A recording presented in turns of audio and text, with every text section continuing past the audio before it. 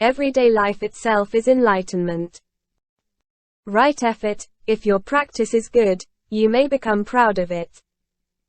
What you do is good, but something more is added to it. Pride is extra. Right effort is to get rid of something extra. Quote: the most important point in our practice is to have right or perfect effort.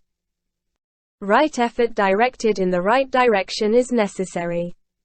If your effort is headed in the wrong direction, especially if you are not aware of this, it is deluded effort. Our effort in our practice should be directed from achievement to non-achievement. Usually when you do something, you want to achieve something, you attach to some result. From achievement to non-achievement means to be rid of the unnecessary and bad results of effort. If you do something in the spirit of non-achievement, there is a good quality in it. So just to do something without any particular effort is enough. When you make some special effort to achieve something, some excessive quality, some extra element is involved in it. You should get rid of excessive things. If your practice is good, without being aware of it you will become proud of your practice. That pride is extra. What you do is good, but something more is added to it. So you should get rid of that something which is extra. This point is very, very important, but usually we are not subtle enough to realize it, and we go in the wrong direction. Because all of us are doing the same thing, making the same mistake, we do not realize it. So without realizing it, we are making many mistakes. And we create problems among us. This kind of bad effort is called being dharma-ridden, or practice-ridden. You are involved in some idea of practice or attainment, and you cannot get out of it. When you are involved in some dualistic idea, it means your practice is not pure. By purity we do not mean to polish something, trying to make some impure thing pure. By purity we just mean things as they are. When something is added, that is impure. When something becomes dualistic, that is not pure. If you think you will get something from practicing zazen, already you are involved in impure practice.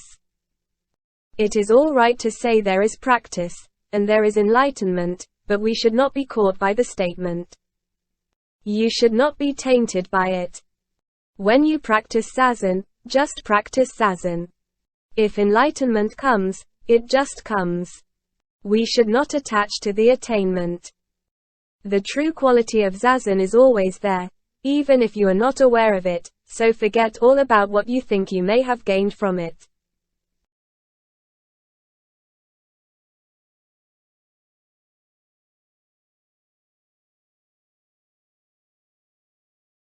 Just do it. The quality of zazen will express itself. Then you will have it. People ask what it means to practice zazen with no gaining idea, what kind of effort is necessary for that kind of practice. The answer is effort to get rid of something extra from our practice. If some extra idea comes, you should try to stop it. You should remain in pure practice. That is the point towards which our effort is directed. We say, to hear the sound of one hand clapping.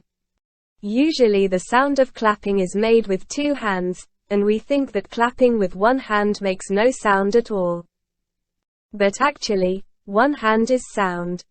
Even though you do not hear it, there is sound. If you clap with two hands, you can hear the sound.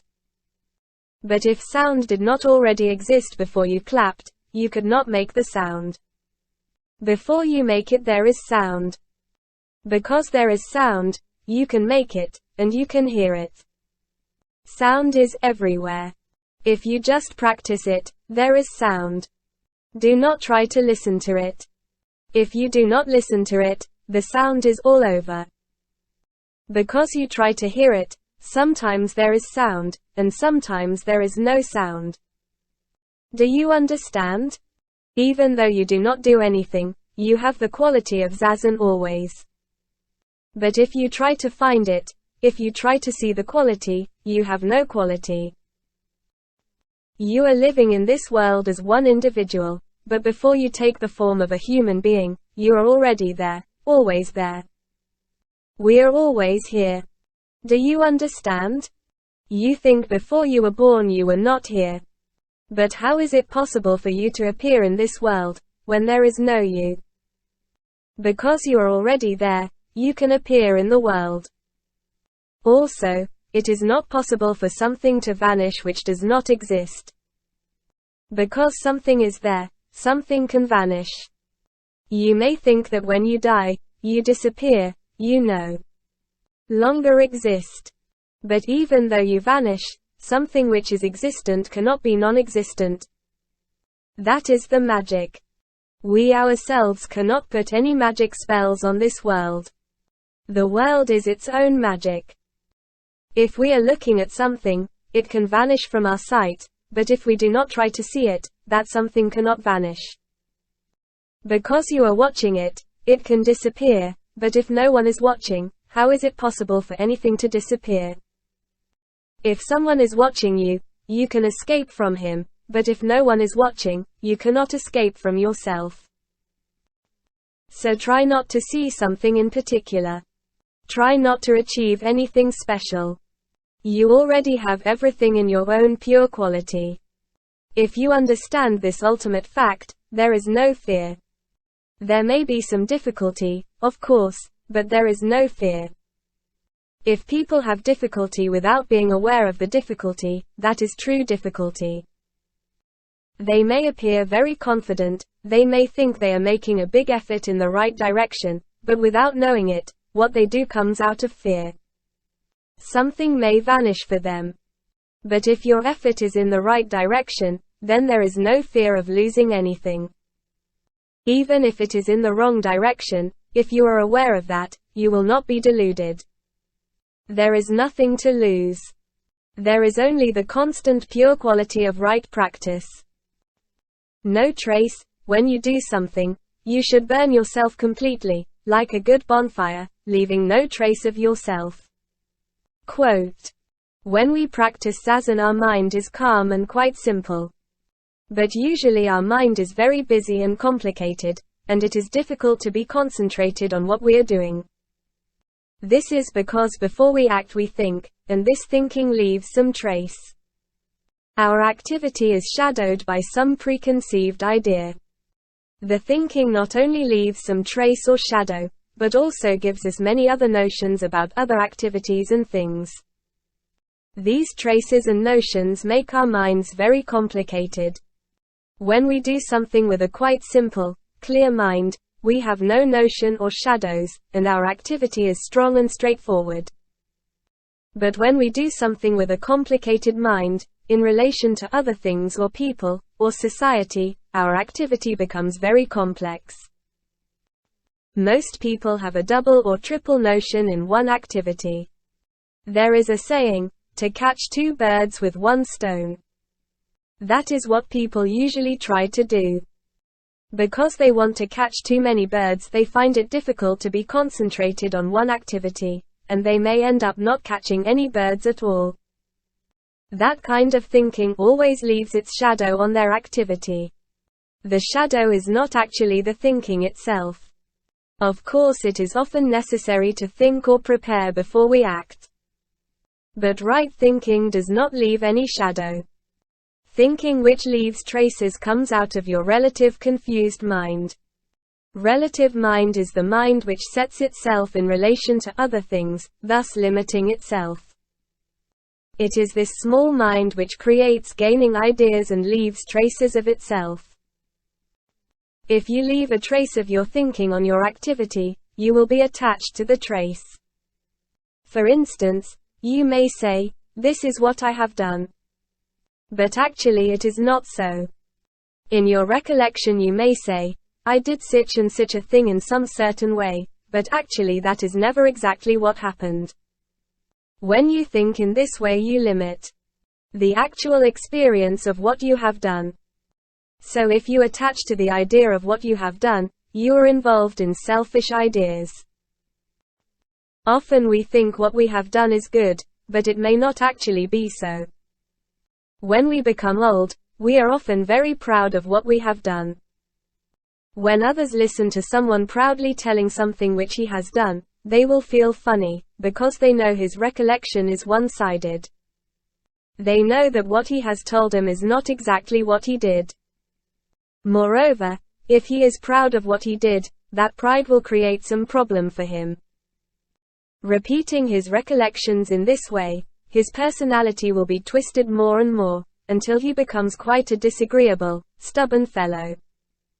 This is an example of leaving a trace of one's thinking. We should not forget what we did, but it should be without an extra trace. To leave a trace is not the same as to remember something. It is necessary to remember what we have done, but we should not become attached to what we have done in some special sense. What we call attachment is just these traces of our thought and activity. In order not to leave any traces, when you do something, you should do it with your whole body and mind. You should be concentrated on what you do. You should do it completely, like a good bonfire. You should not be a smoky fire. You should burn yourself completely. If you do not burn yourself completely, a trace of yourself will be left in what you do. You will have something remaining which is not completely burned out. Zen activity is activity which is completely burned out, with nothing remaining but ashes. This is the goal of our practice. That is what Dogen meant when he said, "Ashes do not come back to firewood." Ash is ash. Ash should be completely ash. The firewood should be firewood. When this kind of activity takes place, one activity covers everything. So our practice is not a matter of 1 hour or 2 hours, or 1 day or 1 year. If you practice zazen with your whole body and mind, even for a moment, that is zazen. So moment after moment you should devote yourself to your practice. You should not have any remains after you do something. But this does not mean to forget all about it. If you understand this point, all the dualistic thinking and all the problems of life will vanish. When you practice Zen, you become one with Zen. There is no you and no zazen. When you bow, there is no Buddha and no you. One complete bowing takes place, that is all. This is nirvana. When Buddha transmitted our practice to Maha Kashyapa, he just picked up a flower with a smile. Only Maha Kashyapa understood what he meant. No one else understood. We do not know if this is a historical event or not, but it means something. It is a demonstration of our traditional way. Some activity which covers everything is true activity, and the secret of this activity is transmitted from Buddha to us. This is Zen practice, not some teaching taught by Buddha, or some rules of life set up by him. The teaching or the rules should be changed according to the place, or according to the people who observe them, but the secret of this practice cannot be changed. It is always true. So for us there is no other way to live in this world. I think this is quite true. And this is easy to accept, easy to understand, and easy to practice. If you compare the kind of life based on this practice with what is happening in this world, or in human society, you will find out just how valuable the truth Buddha left us is. It is quite simple, and practice is quite simple. But even so, we should not ignore it. Its great value must be discovered. Usually when it is so simple we say, "Oh, I know that." It is quite simple. Everyone knows that. But if we do not find its value, it means nothing. It is the same as not knowing. The more you understand culture, the more you will understand how true and how necessary this teaching is. Instead of only criticizing your culture, you should devote your mind and body to practicing this simple way. Then society and culture will grow out of you. It may be all right for the people who are too attached to their culture to be critical.